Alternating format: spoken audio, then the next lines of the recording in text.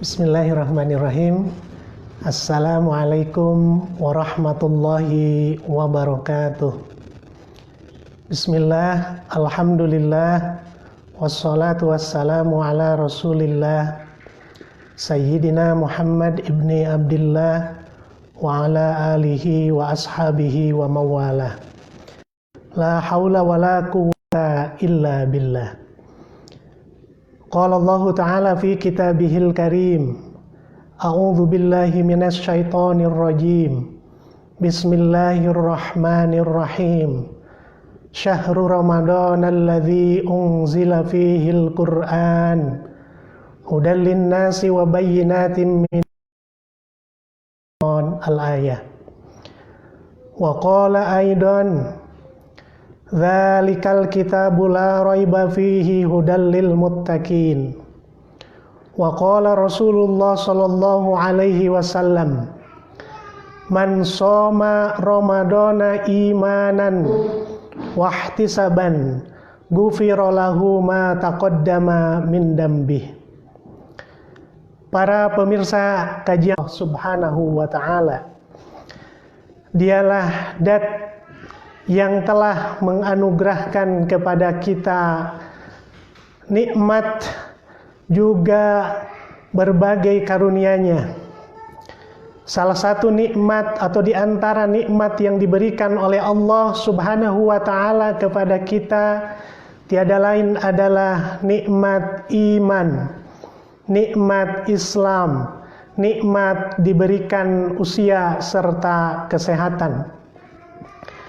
Nikmat tersebut diberikan oleh Allah Subhanahu wa ta'ala hanya kepada orang-orang yang terpilih, hanya kepada orang-orang yang spesial. Oleh karena itu, nikmat ini merupakan nikmat yang sangat mahal harganya. Suatu nikmat yang tidak bisa dikonversi ke dalam nilai materi apapun.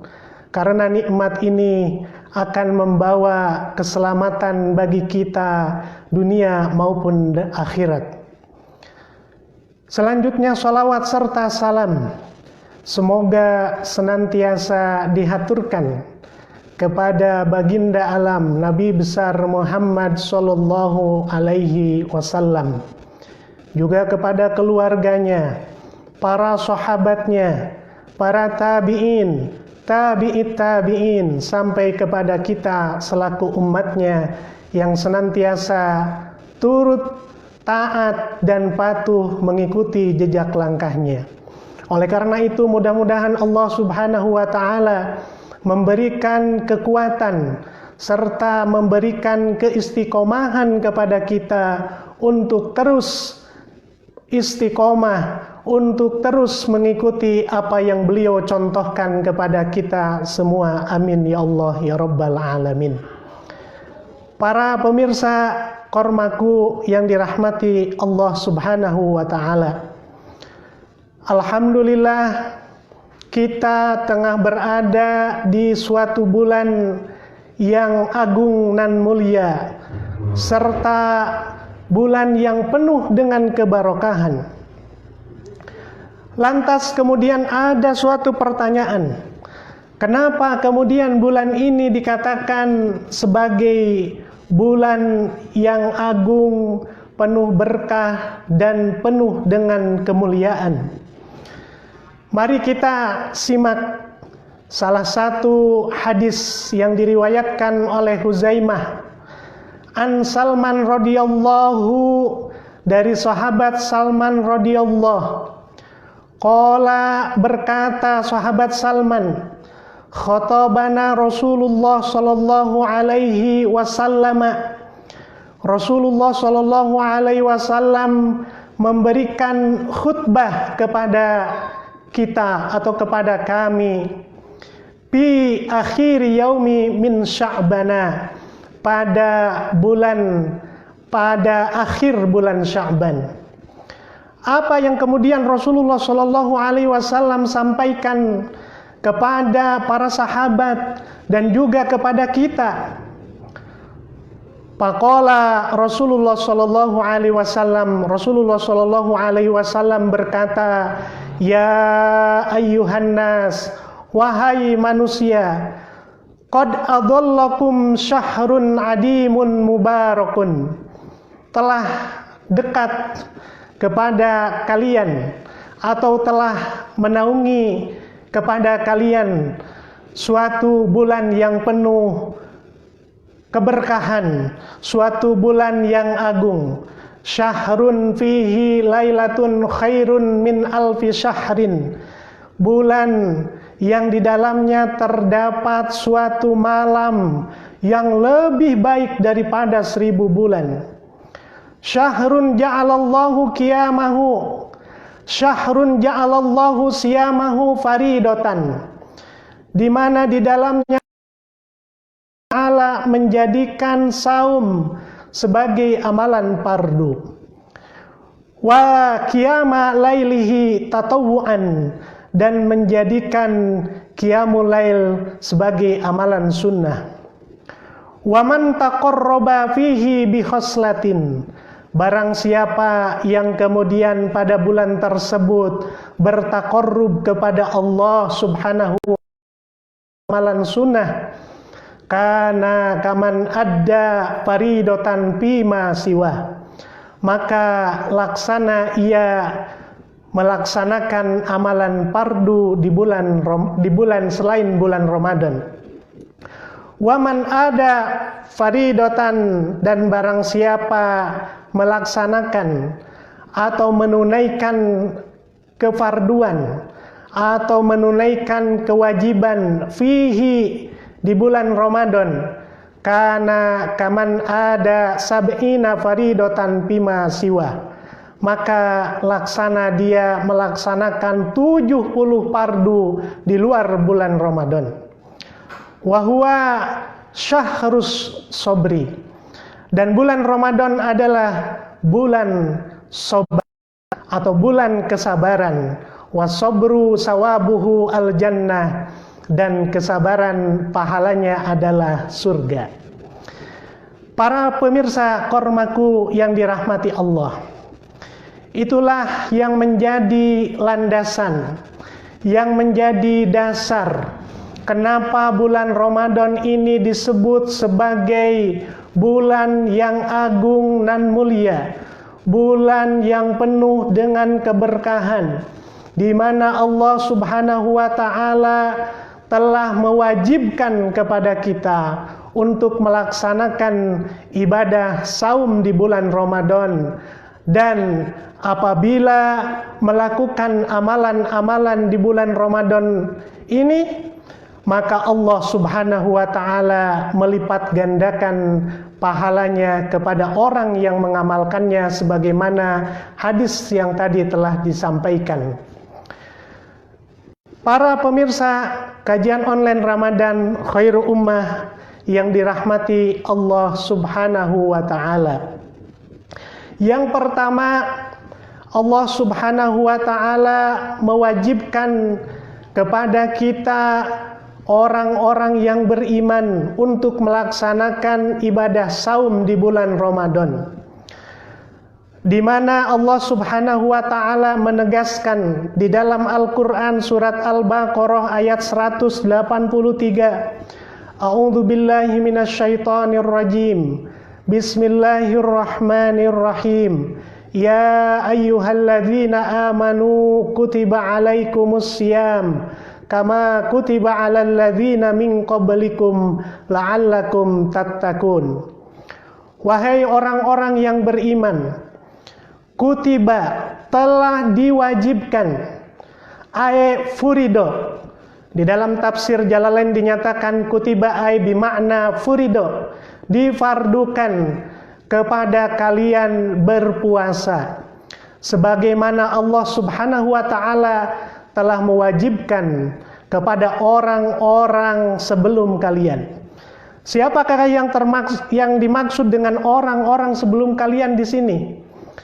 Syekh Jalaluddin As-Suyuti di dalam kitab tafsir Jalalain mengatakan minal umami, yaitu dari umat-umat para nabi terdahulu. Dan tujuannya tidak lain sebagaimana akhir dari ayat ini Allah tegaskan, la'allakum tattaqun, agar supaya kalian menjadi orang-orang yang bertakwa. Itulah kenapa Allah kemudian mewajibkan kepada kita untuk melaksanakan ibadah saum di bulan Ramadan ini. Dalam hadis yang diriwayatkan oleh Al-Bukhari, di dalam kitab Sahih Bukhari halaman 398 juz 1, Rasulullah Shallallahu Alaihi Wasallam bersabda, kullu amali bani adama lahu, setiap amal manusia lahu, yaitu baginya, illa sauma, kecuali puasa. Dalam hadis lain dinyatakan illa siyama li wa ana ajji bihi. Kata Allah Subhanahu wa taala, saum hanyalah untukku, wa ana ajji bihi, dan akulah yang akan membalasnya secara langsung. Para pemirsa kormaku yang dirahmati Allah Subhanahu wa taala, para ulama memberikan pemaparan terkait dengan hadis yang barusan saya bacakan. Di antaranya yang pertama adalah kenapa kemudian saum ini oleh Allah Subhanahu wa taala yang langsung akan diberikan pahalanya. Bahkan Allah sendiri menegaskan wa ana ajji bihi, berbeda dengan amalan-amalan lainnya, baik itu sholat, baik itu zakat, ataupun ibadah haji, ataupun amal ibadah yang lainnya. Maka para ulama memberikan penjelasan kepada kita semua. Yang pertama, bahwa apabila manusia meninggal, kemudian membawa amal yang begitu banyak, laksana gunung, bahkan bisa jadi pahalanya lebih banyak, lebih besar daripada gunung. Ketika orang tersebut memiliki suatu perilaku, memiliki suatu tindakan di dalam hidupnya terhadap orang lain berupa tindakan zalim, dan kemudian nanti orang yang dizalimi itu akan menuntut kepada orang tersebut, maka pahala yang dibawa oleh orang tersebut walaupun begitu banyak, laksana gunung yang tinggi, baik dari amal atau baik dari pahala sholatnya, ataupun dari pahala zakatnya, pahala ibadah hajinya, pahala sodakohnya, ataupun pahala yang lainnya, maka pahala tersebut akan menjadi tebusan bagi orang yang pernah melakukan kezaliman waktu hidupnya dan belum sempat memohon maaf kepada yang bersangkutan. Akan tetapi untuk pahala saum ini berbeda. Kata Allah, wa anna ajzi bihi, pahala saum ini langsung yang menabungnya adalah Allah. Jadi kalau pahala yang lain kemudian habis diberikan, pahala yang lain habis untuk kemudian menjadi tebusan, maka pahala saum ini tidak bisa diberikan kepada orang, hatta kepada orang yang pernah dizalimi ketika hidup, yang belum sempat memohon maaf atau meminta maaf kepadanya. Itulah makna daripada hadis yang diriwayatkan oleh Imam Bukhari yang dibacakan tadi. Kemudian makna yang kedua, bahwa kalau kita melaksanakan sholat, ketika kita melaksanakan zakat, ketika kita melaksanakan ibadah haji, ketika kita melaksanakan sodakoh, maka amalan kita itu bisa dilihat oleh orang lain, bisa diindra, bisa diketahui. Apalagi melaksanakan ibadah haji, untuk sekarang, waktunya harus menunggu 15 tahun. Maka paling tidak ada orang yang mengetahui tentang hal itu. Ada orang yang mengetahui tentang rencana kita. Ketika kita menunaikan sholat, bahkan kita bisa dilihat mulai dari wudhu, kemudian kita takbiratul ihram, kemudian kita melakukan gerakan-gerakan yang lainnya. Begitupun dengan sedekah jariyah yang kita berikan, ada orang yang menerimanya, maka bisa diketahui oleh orang lain. Itulah amalan-amalan selain saum. Sementara saum ini tidak dapat diketahui oleh siapapun kecuali hanya oleh orang yang bersangkutan dengan Allah Subhanahu wa ta'ala. Saum adalah amalan batin yang hanya bisa diketahui oleh orang yang melaksanakan dengan Allah Subhanahu wa ta'ala. Maka kalau dahulu ketika barangkali seorang anak ditanya, apakah masih berpuasa? Walaupun seorang anak tersebut di belakang orang tuanya sudah berbuka, karena puasa ini bisa disembunyikan, maka kemudian si anak itu berkata bahwa dirinya sedang berpuasa. Kenapa? Karena puasa adalah amalan yang hanya diketahui oleh yang bersangkutan dengan Allah Subhanahu wa ta'ala. Kemudian yang ketiga, apa makna dari redaksi hadis yang dibacakan tadi? Yang ketiga, para ulama memberikan penjelasan bahwa as-sauma li wa ana ajzi bihi itu tidak lain bahwa saum adalah amal atau ibadah yang tidak disertai dengan kesyirikan. Berbeda dengan amalan yang lain, begitu dekat dengan kesyirikan. Bisa jadi perasaannya begitu mudah untuk riya, ataupun bisa jadi amalan ibadah bisa takabur dengan yang dilaksanakan. Sementara saum, sekali lagi sebagaimana yang dikatakan tadi, hanya bisa diketahui oleh orang yang melaksanakan, juga oleh Allah Subhanahu wa ta'ala. Itu yang pertama. Kenapa bulan Ramadan ini dikatakan sebagai bulan yang agung? Syahrun adimun mubarakun. Bulan yang penuh dengan keberkahan, tidak lain sebagaimana yang disebutkan, karena di dalam bulan Ramadan ada amalan puasa yang dipardukan atau diwajibkan oleh Allah Subhanahu wa ta'ala. Kemudian yang kedua, kenapa Ramadan ini dikatakan sebagai bulan yang agung dan bulan yang penuh dengan keberkahan?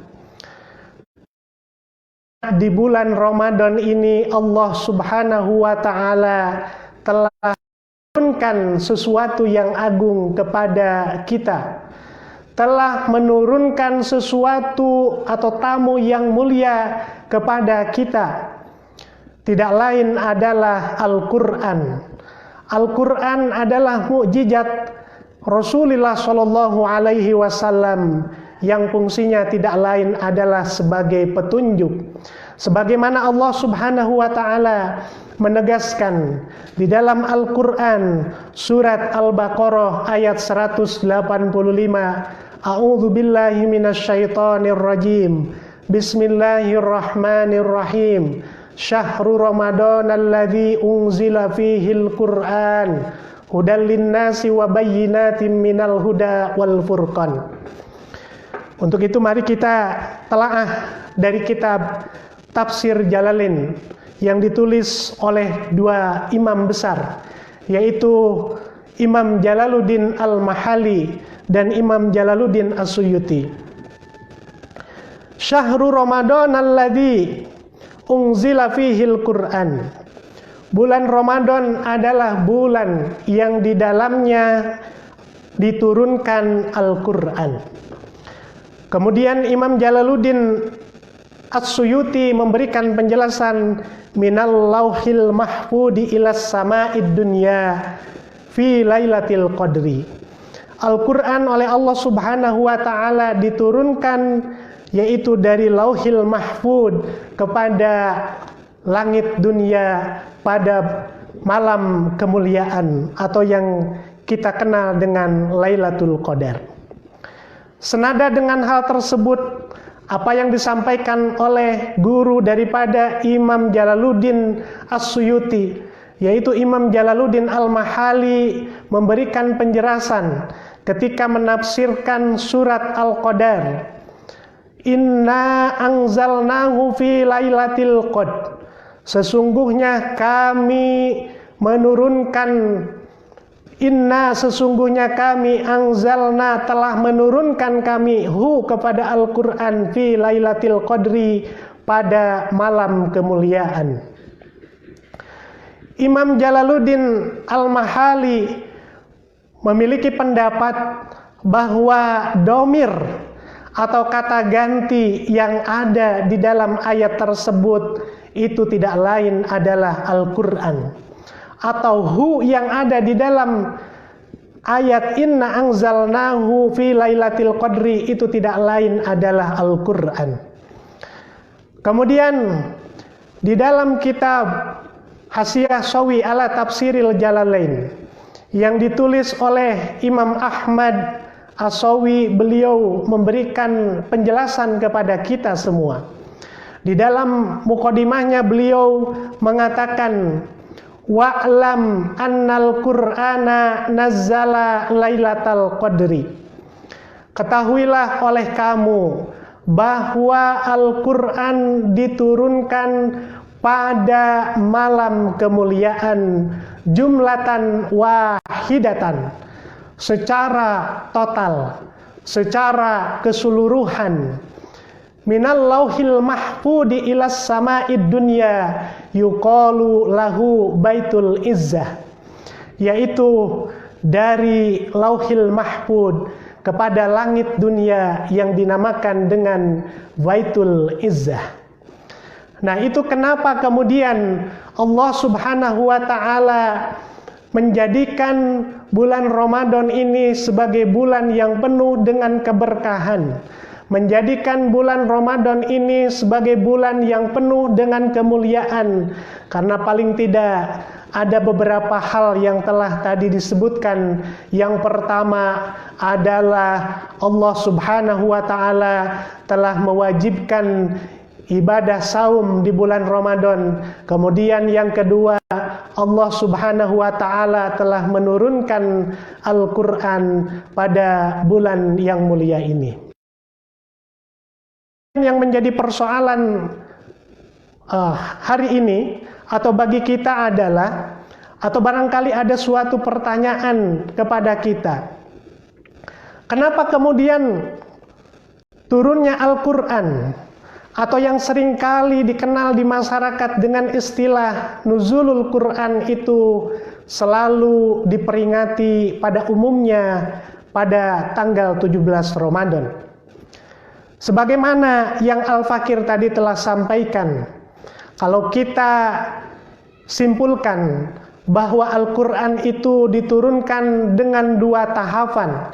Yang pertama, Allah menurunkan Al-Quran dari Lauhil Mahfud kepada langit dunia yang dinamakan dengan Baitul Izzah, itu terjadi pada malam kemuliaan atau yang disebut dengan Lailatul Qadar, sebagaimana yang dinyatakan di dalam Al-Quran surat Al-Qadar, kemudian diperjelas dengan para pendapat para ulama di berbagai kitab, wabil khusus para ulama Ahlus Sunnah wal Jamaah.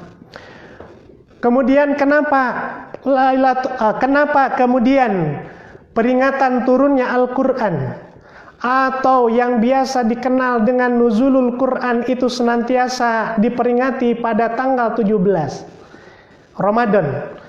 Ini juga tidak lepas dari apa yang kemudian dipahami oleh para ulama daripada Al-Quran itu sendiri, sebagaimana disampaikan atau ditegaskan oleh Allah Subhanahu wa taala di dalam Al-Qur'an surat Al-Anfal ayat 41, di mana Allah Subhanahu wa taala menyebutkan yauma taqal jam'an, bahwa Al-Qur'an itu diturunkan oleh Allah ketika bertemunya dua pasukan yang besar.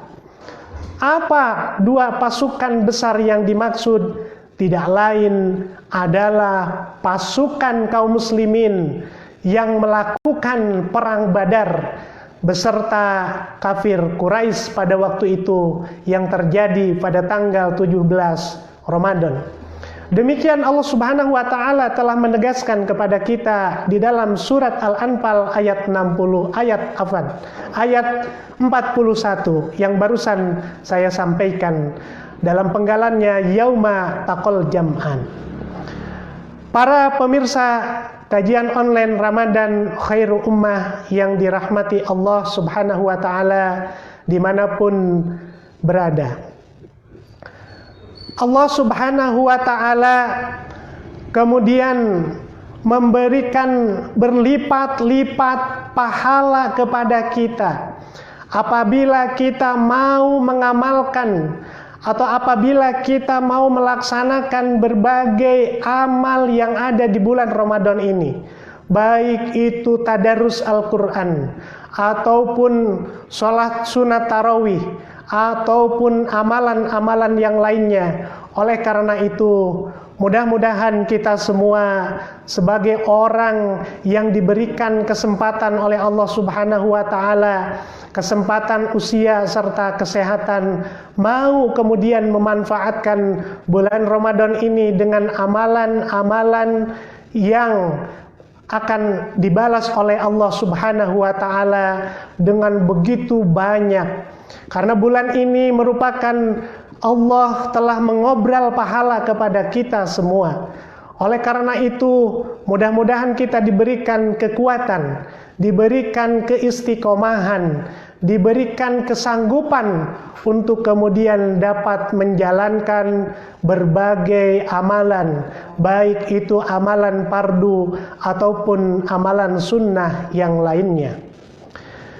Para pemirsa Kormaku dimanapun berada, tujuan daripada dilaksanakannya saum atau puasa tidak lain adalah sebagaimana yang dinyatakan oleh Allah Subhanahu wa taala di dalam penggalan surat Al-Baqarah ayat 181, di mana Allah Subhanahu wa taala menegaskan la'allakum tattaqun, supaya atau agar kalian bertakwa. Maka kemudian ada satu pertanyaan kepada kita semua. Apa sebenarnya yang dimaksud dengan takwa? Apalagi orang yang bertakwa, kalau kita lihat di dalam surat Al-Baqarah, di awal surat Al-Baqarah, itu adalah di antara orang yang mendapatkan petunjuk daripada Al-Quran. Al-Quran yang diturunkan oleh Allah Subhanahu wa taala kepada kita, di mana Allah Subhanahu wa taala menegaskan kepada kita, A'udzu billahi minasyaitonir rajim. Bismillahirrahmanirrahim. Alif lam mim. Dzalikal kitabu la raiba fihi hudal lil muttaqin. Alif lam mim. Allahu a'lamu bimuradihi bidzalika. Hanya Allah yang mengetahui terhadap apa yang dimaksudkan oleh Allah di dalam alif lam mim tersebut. Dzalika ay hada al-kitabu ay al-Qur'an yaqra'uhu Muhammadun, yang dibaca oleh Nabi Muhammad sallallahu alaihi wasallam. La raiba, tidak ada keraguan. Ay la syakka, tidak ada keraguan sedikit pun.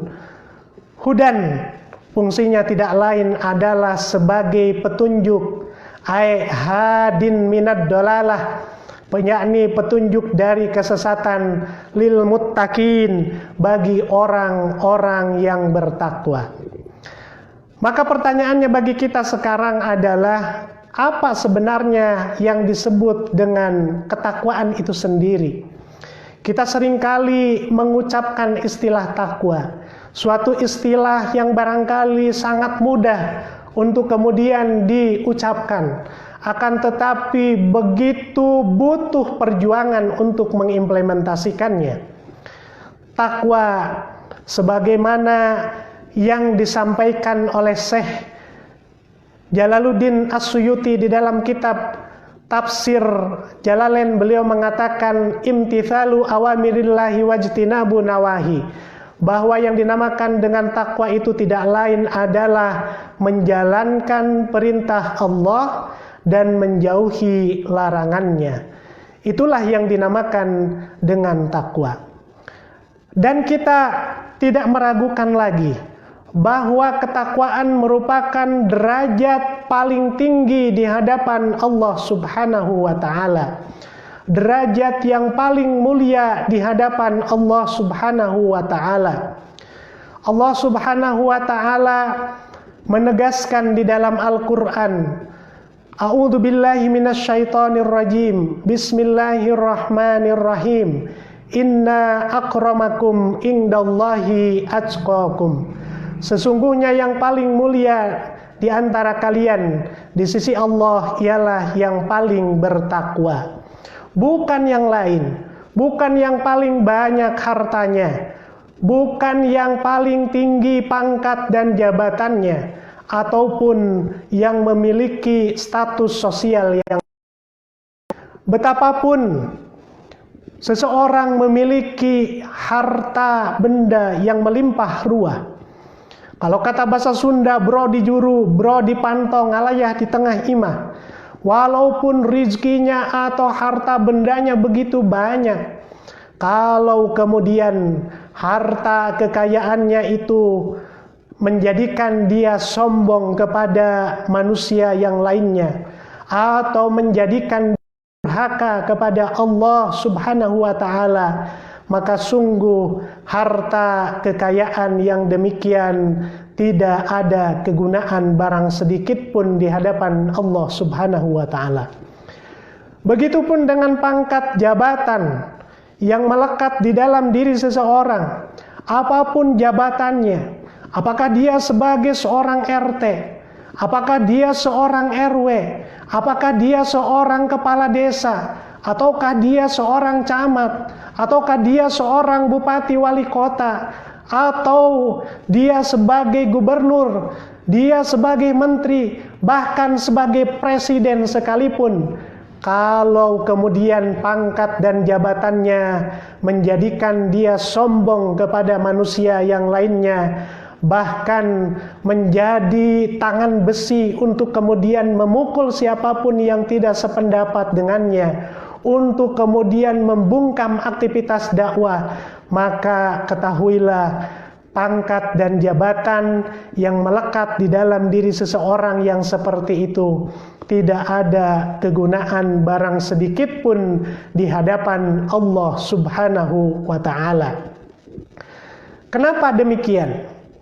Karena Allah Subhanahu wa Ta'ala, atau karena Islam telah menghapus status sosial dan kemudian digantikan dengan ketakwaan sebagaimana yang Allah tegaskan tadi di dalam Al-Qur'an surat Al-Hujurat ayat 13. Di dalam memaknai Al-Qur'an surat Al-Hujurat ayat 13, Imam Ahmad As-Sawi di dalam kitab Hasiyah Sawi ala Tafsiril Jalalain, beliau memberikan komentar atas penjelasan atau atas tafsir yang disampaikan oleh Imam Jalaluddin As-Suyuti, murid daripada Imam Jalaluddin Al-Mahali.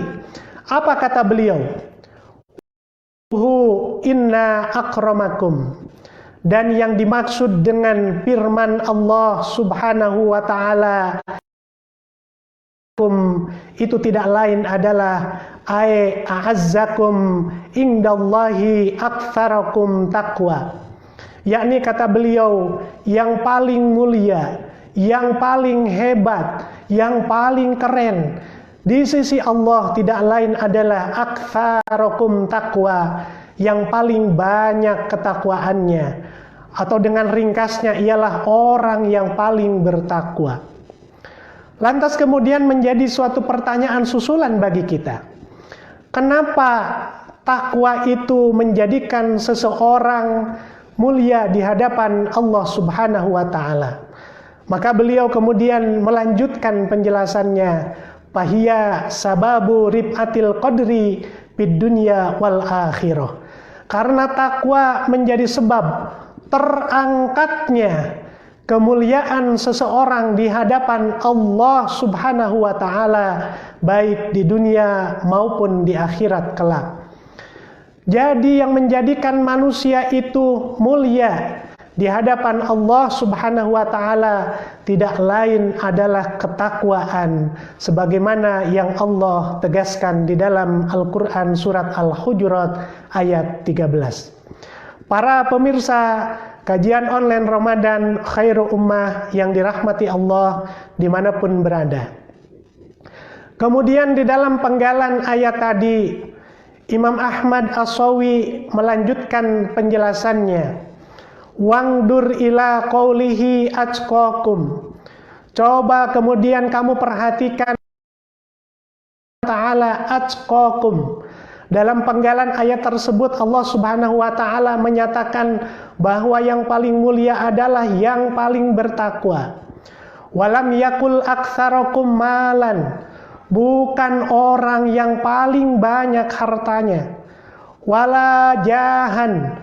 Bukan pula orang yang paling populer, bukan orang yang paling tenar, bukan orang yang begitu dikenal oleh, wala ahsanakum suratan, bukan pula orang yang memiliki rupa yang bagus. Tetapi apa? Atqakum, ialah orang yang paling mulia di hadapan Allah Subhanahu wa taala, tidak lain adalah orang yang paling bertakwa. Bahkan Allah Subhanahu wa taala tidak menyebutkan hal lain. Wala ghairu dalik allati minal umuri tafna. Dari perkara-perkara yang sifatnya panah, yang sifatnya rusak, bukanlah suatu kemuliaan di hadapan Allah Subhanahu wa taala. Hanyalah ketakwaan yang menjadikan seseorang itu tinggi derajatnya di hadapan Allah Subhanahu wa taala. Lantas kemudian apa hubungannya antara Ramadan, Al-Qur'an dan ketakwaan? Para pemirsa kormaku yang dirahmati Allah Subhanahu wa taala, jelas bahwa tiga hal tadi sangat erat kaitannya. Karena tadi dikatakan bahwa orang yang bertakwa itu senantiasa menjadikan Al-Qur'an sebagai pedoman, sebagai petunjuk di dalam hidupnya. Tidak mungkin orang bertakwa menjadikan petunjuk selain daripada Al-Qur'an. Maka kalau ada orang yang dianggap bertakwa, kemudian masih mau menggunakan hukum ataupun petunjuk selain daripada Al-Qur'an, dia mau berhukum kepada hukum lain, buatan manusia, maka kemudian dipertanyakan ketakwaannya. Karena karakter orang yang bertakwa, sebagaimana yang disebutkan tadi, adalah senantiasa menjadikan Al-Qur'an sebagai petunjuk di dalam hidupnya. Karena Al-Qur'an merupakan sumber syariat Islam. Karena Al-Qur'an merupakan sebagai dalil syara selain daripada sumber yang lainnya. Para pemirsa kormaku yang dirahmati Allah Subhanahu wa ta'ala, di samping itu kita sering mengatakan istilah takwa. Tapi kemudian saking seringnya kita mengatakan kata takwa, kita sering lupa apa sejatinya makna takwa itu sendiri.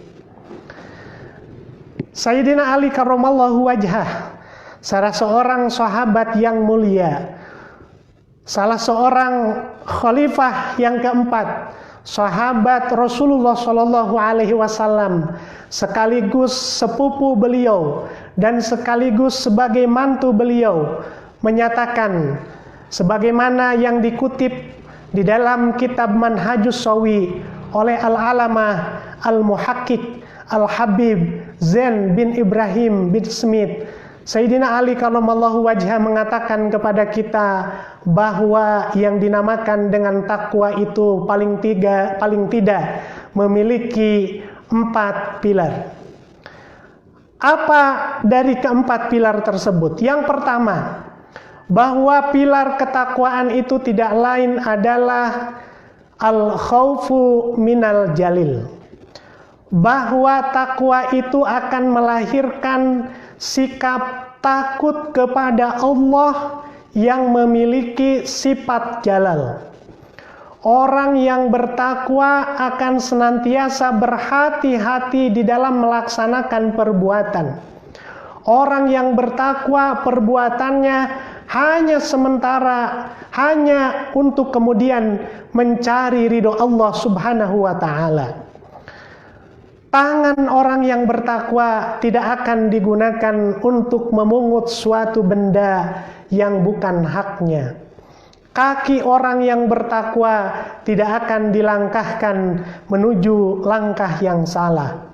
Orang yang bertakwa senantiasa berhati-hati, karena takwa dalam bingkai al-khaufu minal jalil ini lebih bersifat preventif. Ketika kita menakuti terhadap suatu persoalan, menakuti terhadap suatu perkara, maka insya Allah kita akan berusaha menghindari perkara tersebut. Begitupun dengan orang yang bertakwa, takut kepada Allah, takut melanggar aturan Allah, takut melanggar syariah Allah. Kemudian pilar yang kedua adalah wal amalu bitanzil. Pilar takwa yang kedua adalah bahwa dari ketakwaan itu akan berusaha terikat dengan sesuatu yang diturunkan oleh Allah Subhanahu wa ta'ala, yang tidak lain adalah Al-Quran itu sendiri. Maka orang yang bertakwa sebagaimana yang disebutkan tadi tidak mungkin mau menerima terhadap hukum di luar yang Allah sampaikan, yang termaktub di dalam Al-Quran. Orang yang bertakwa dirinya akan senantiasa mengikatkan diri terhadap aturan Allah, terhadap hukum Allah. Pribadi yang bertakwa akan berusaha sekuat tenaga untuk kemudian mengikatkan dirinya terhadap hukum Allah. Masyarakat yang bertakwa akan kemudian berusaha mengikatkan kepada hukum Allah. Begitupun pemimpin atau negara yang dilandasi dengan ketakwaan akan senantiasa melandasi dengan hukum Allah, bukan hukum yang lainnya, bukan hukum manusia, bahkan bukan hukum yang kemudian menandingi daripada hukum Allah Subhanahu wa ta'ala. Kemudian pilar yang ketiga dari ketakwaan itu tidak lain adalah wal qanaatu bil qalil, yaitu senantiasa merasa cukup. Orang yang bertakwa akan merasa cukup dengan rizki yang diberikan oleh Allah Subhanahu wa ta'ala, walaupun menurut ukurannya adalah sedikit. Karena sesungguhnya orang yang merasa cukup dengan harta yang sedikit yang diberikan oleh Allah Subhanahu wa ta'ala, sesungguhnya orang tersebut adalah orang yang dicintai oleh Allah Subhanahu wa ta'ala. Sebagaimana yang ditegaskan oleh Rasulullah Shallallahu Alaihi Wasallam melalui suatu hadis, Innallaha ahabba abdan. Sesungguhnya Allah Subhanahu wa ta'ala apabila mencintai hambanya, ja'ala rizqahu kafafan, maka Allah Subhanahu wa ta'ala akan mencukupkan rizkinya. Cukup dengan kebutuhan yang pokok. Tidak kemudian sibuk dengan harta yang begitu banyak sehingga bahkan melupakan terhadap kewajiban kepada Allah Subhanahu wa ta'ala. Kemudian pilar yang keempat dari ketakwaan itu tidak lain adalah al-isti'dadu liyaumir rahil. Tidak lain adalah senantiasa orang yang bertakwa itu mempersiapkan diri untuk menghadapi hari penggiringan, hari kembalinya manusia, kembali dari dunia kepada akhirat, dari dunia ke alam kubur, dari alam kubur ke alam akhirat. Orang yang bertakwa amalnya akan senantiasa diorientasikan untuk menghadapi akhirat kelak. Maka kemudian bertanya kepada Rasulullah SAW. Para sahabat bertanya, "Ya Rasulullah, siapakah orang yang paling cerdas? Man aqyasun nas, siapakah orang yang paling cerdas?" Kemudian Rasulullah SAW menjawab, "Aktsaruhum dzikran lil maut." Ialah mereka yang paling banyak mengingat tentang kematian. Wa asyaduhum isti'dadan lahu, dan mereka yang paling mempersiapkan terhadap kematian tersebut. Kemudian hubungannya dengan Al-Quran, kita melihat bahwa Al-Quran hari ini telah banyak dibicarakan. Al-Quran telah banyak diperingati. Bahkan nuzulul Quran senantiasa diperingati. Mulai dari tingkat kampung, tingkat desa, tingkat kecamatan, kabupaten, bahkan sampai tingkat nasional, yang kemudian disiarkan melalui TV nasional, disiarkan ke seluruh Nusantara, bahwa tanggal 17 itu adalah sebagai nuzulul Quran. Dari satu sisi bahwa syiarnya sudah alhamdulillah, tapi di sisi lain Al-Quran belum diterapkan secara nyata dalam kehidupan manusia. Padahal mencampakkan Al-Quran merupakan suatu dosa yang besar bagi kita semua. Oleh karena itu, marilah kita melalui momentum bulan Ramadan ini untuk menjadikan Al-Quran sebagai imam kita. Al-Quran di depan kita, bukan di belakang kita, dan atau menjadikan Ramadan ini sebagai momentum di dalam mengamalkan Al-Quran dengan cara paling tidak yang pertama adalah marilah kita senantiasa untuk membaca Al-Quran. Kemudian yang kedua, marilah kita untuk senantiasa mempelajari, memahami, dan mengamalkan Al-Quran. Dengan demikian, mudah-mudahan Allah Subhanahu wa ta'ala memberikan keberkahan kepada kita semua. Demikian yang dapat saya sampaikan pada kajian online Ramadan Khair Ummah sore ini. Mohon maaf atas segala kekurangan, juga mohon maaf apabila ada hal-hal yang kurang berkenan. Wal afu minkum, wallahul muwafiq ila aqwamit thoriq. Assalamualaikum warahmatullahi wabarakatuh.